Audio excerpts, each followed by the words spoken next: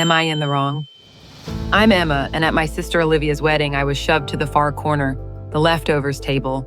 She smirked, loud enough for guests to hear. Make Emma catch the bouquet. She needs help. My stomach dropped. Humiliation burned. I felt every whisper strip my confidence. Then Olivia yanked my arm, parading me like a joke. Still single, isn't she adorable? I wanted to disappear or detonate. As I headed for the door, a stranger brushed my shoulder and murmured, "Act like you're with me." Boom, everything flipped. If you were me, would you fight back or stay silent? Would you choose revenge? Drop a like, comment your verdict, and share. Because what happened next shocked the entire room, including me. Stay tuned.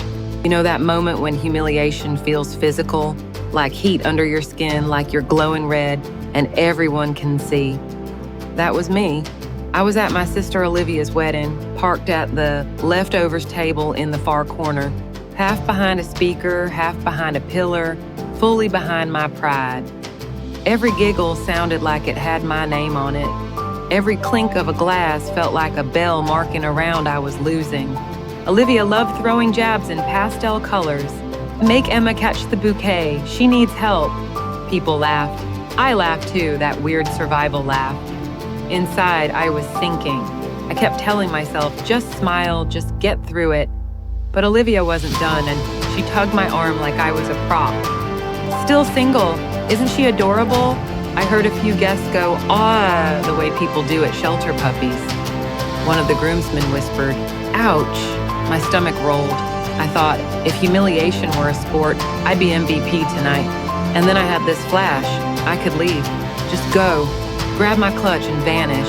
Would anyone even notice? Would anyone care? That question felt like a punch. I stood to slip away, and that's when it happened. A man stepped between the table, easy smile, crisp navy suit, like a commercial for second chances. He brushed my shoulder just lightly enough to be polite, just firmly enough to anchor me. "Act like you're with me," he murmured. My brain fired off alarms. "With you? Who are you?" Then he added, "I'm William. I'm the groom's cousin, and I'm not letting you stand here alone." The way he said it, soft, steady, cut the noise in my head. I nodded before I could think. Maybe I just wanted the humiliation to stop. Maybe I wanted a witness. Maybe I wanted one person in this entire room to choose me. He moved like we'd rehearsed. "Let me bring your chair over," he said, already picking it up. He slid it next to his spot, front and center, not exile land. "I'll keep it low-key," he promised, reading my face. "We'll just be together for tonight. Deal?" I breathed out a yes. The relief felt dangerous, like if I let it, I could cry. He noticed. "Hey," he said, "you don't owe anyone composure." That line, it cracked something in me. Here's the shocker. A stranger was offering dignity in a room where my own sister had withdrawn it. We started talking, normal things. Why he liked the band. How he almost missed the ceremony because his tie mutinied. He joked about the chicken being mysteriously optimistic. I laughed, like real laughter that didn't taste like defense. "You're doing great," he said, almost under his breath, like it mattered to him that I believed it. Then Olivia saw us. The look on her face said, "Who invited that girl back to the main storyline?" She swanned over, sweetness weaponized. "Emma, you found someone," I braced. William squeezed my hand under the table, that small squeeze that says I'm here. He smiled at Olivia like she was a person and not a category of storm. "Evening," he said. "I'm with Emma." Simple, clean, non-negotiable. Olivia blinked. Her script didn't have that line. For the first time all night, I felt the ground under me. He kept it gentle. No drama, no show, just presence.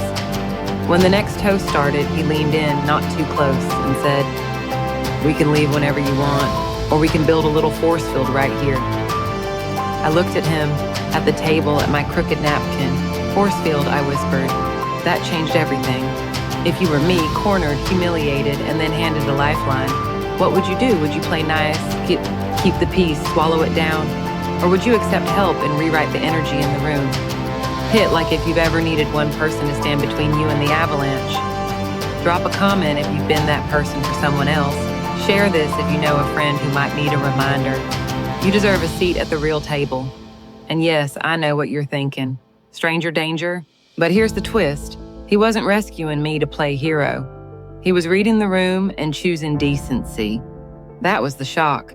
In a crowd busy being entertained by my embarrassment, one person said, "Not tonight, not her. Keep listening, because the next part, that's where the night flips hard." Okay, so the room is loud, music, chatter, champagne bubbles popping like punctuation. But there's a different kind of loud nobody talks about, the hum of judgment. It's invisible, but you feel it in your bones. Olivia lived in that hum. She curated it. She knew how to tilt the volume until you forgot your own voice. That night, William and I made a different sound. Quiet, steady, patient, and it turned the dial without a scene. First move, he asked me to dance, not in a spotlight way, in a "I want to share this song with you" way. "If you feel like it," he added, leaving me an exit. I took his hand. My body felt stiff, like it remembered being laughed at and didn't trust happiness. He didn't push. We just swayed. Half a song in, I could feel my shoulders drop. He kept an easy distance, like he knew this wasn't about romance. It was about breathing. "You're safe," I said quietly, and I almost tripped because nobody had said that to me all night. "I'm sorry," I blurted. "For what?" he asked. "For taking up space, I guess." He shook his head. "Nope, we're rewriting that rule." Olivia watched, a polite smile lacquered on. She drifted by with a bridesmaid, and I heard it. Still single, but resourceful. A few heads turned, waiting for my face to crack. William didn't look over, he looked at me. "Want water?" he asked. Like Olivia's commentary didn't exist. That choice, to treat her noise like weather instead of law, felt radical. We got water. We sat. He pulled my chair a little closer to the center. One quiet inch toward normal. The room recalibrated. I felt it. Whispers thinned out. People made room without making a show of it. That's the power of someone acting like you belong. The room believes them faster than it believes you. Then came the boundary. Olivia leaned in again, voice dipped in honey. "Emma, sweetheart, the bouquet toss is soon. Front and center, okay?" I swallowed. The old fear rose up. William said, calm as a Sunday. "Actually, we'll pass on that one." Olivia blinked. "We?" she echoed. "Yes," he said, friendly, unbothered. "We?" She laughed like we'd told a good joke. "Oh, come on, it's tradition." He shrugged. Traditions evolve. And that was it. No debate, no edge. Just a new fact laid on the table. My time, my body, my consent. Not props for entertainment. Shock line time. Olivia leaned closer and whispered, "Don't make this weird." I felt heat in my chest. The old me would have folded. William beat me to it with a smile that never reached his eyes. "We're here to celebrate you," he said. "That gets easier when everyone feels respected." Boom. Not a yell, not a scene, but a boundary shaped like kindness, backed with steel. People nearby heard, eyes shifted. You could almost watch opinions rearrange themselves like chairs. Then he did the simplest thing that felt like magic. He asked me questions, not resume questions, real ones. "What gives you peace?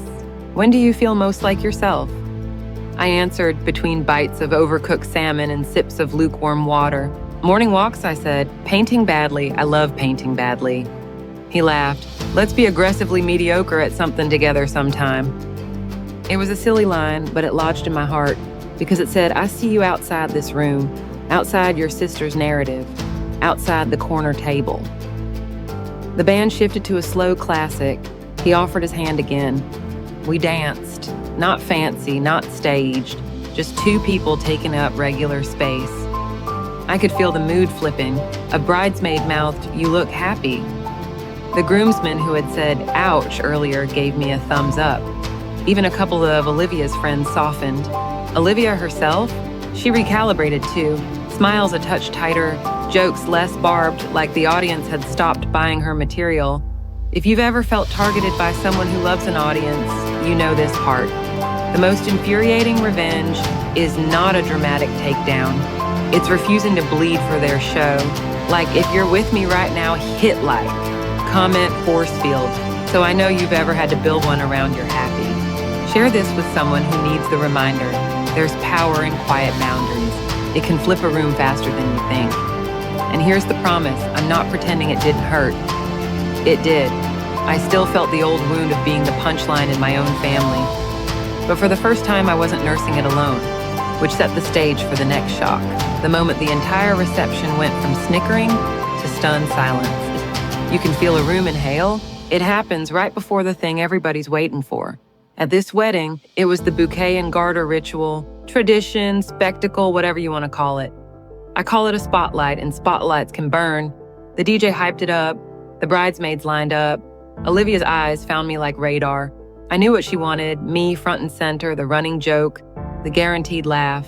My hands went cold. My seat felt like a trap door.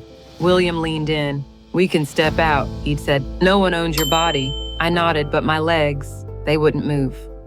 Trauma does that. It glues you down. The bouquet flew. Cheers erupted. Then the garter round, more charged, more pointed. A groomsman snagged it.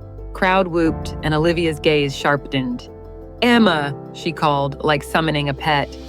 Shock line. "Come on, don't waste a good garter." People laughed. My jaw locked. For a second, I hated myself for freezing. For a second, I believed her version. I was the raw material for her show. And then William stood, calm, like he was going to get more water. But he didn't head for the bar. He walked to the MC. What he said to the DJ, I'll never fully know. But the music dipped, and William turned back toward me with that same steady smile. He didn't make a big announcement. He didn't put me on blast. He just came back, got down, yes, on one knee, and said loud enough for Olivia to hear and soft enough to respect me, "Emma, I won't let anyone turn you into a joke." He looked at the garter guy.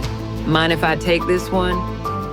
The guy, bless him, stepped back like he'd just been handed a holy task he didn't want. William stood, held the garter like it was a symbol, not a toy, and turned to me. "Only if you're okay with it," he said. "This is yours to decide." Do you hear the difference? Not "I'll save you," not "I'll show them," but "you choose." My hand stopped shaking. I stood, the room hushed. Olivia's face, God, I'll never forget it, went from glee to static. I nodded at William. He slid the garter onto my knee, deliberate and respectful. No theatrics, no creeping up the leg to feed the crowd. The DJ, to his credit, cut the canned wolf whistles. A beat later, people clapped. Not the rowdy claps of a frat party, but this is surprised, respectful applause. Like the room finally realized I was a person with a pulse, not a punchline with a name. Olivia sputtered. "Wow, dramatic," someone near her said. "Or dignified." That line traveled like electricity. You could feel the fan know, yeah, the outrage, shift targets. Suddenly, the mean jokes didn't feel witty, they felt cheap. A bridesmaid muttered, "That was messed up." And I don't think she meant me. For once, the mirror faced the right direction. After that, the air changed. We danced again. People approached me kindly. One aunt squeezed my hand and said, "You looked brave up there." I wanted to tell her I wasn't brave. I was just tired of bleeding for free, but maybe that is bravery. Choosing not to comply with a script designed to shrink you. Then came the quiet shock. William didn't bask, didn't preen, didn't collect points. He checked in. "How do you feel? Do you want fresh air?" We stepped outside to the courtyard. String lights twinkled like they were in on a secret. I let myself cry, silent, ugly, necessary. He handed me a handkerchief, not a napkin. The difference felt like respect. "I'm sorry," I said again, because I'm a woman and apologies leak out of me like breath. He shook his head. "Stop apologizing for surviving." I laughed. "Okay, coach." He grinned. "Team Emma, undefeated." It was cheesy, it was perfect. Here's the part I promised at the top, the twist. The shock isn't that I found a good guy at a bad moment. The shock is that the worst thing my sister did that night, parading my singleness like a party trick, accidentally handed me my exit ramp from her narrative. That garter moment, it didn't crown me with a relationship. It crowned me with consent, with choice, with the knowledge that I don't have to be edible to be welcome. So, am I in the wrong? For letting a stranger step in, for not playing along with tradition, for allowing a boundary to be seen in public where it might embarrass the person who tried to embarrass me. If you were me, would you have smiled and taken the joke? Or would you have chosen a quiet public reclaiming, Tell me in the comments. If this made you feel something, anger, relief, recognition, hit like so the algorithm knows kindness matters. Share this with someone who needs proof that the room can flip, because it can. Sometimes all it takes is one person to say, "We're not doing that," and mean it. And to Olivia, no, I'm not declaring war. I'm declaring peace with myself. You can keep the spotlight if you want. I've got something better, a voice that doesn't wait for permission. The next chapters, they surprised even me. But that's for another night. Stay tuned. When I got home, I took off the dress and realized the heaviest thing I'd been wearing wasn't fabric.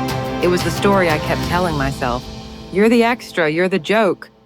That script wasn't mine, but I'd been reciting it so long, it felt like truth. That night cracked it.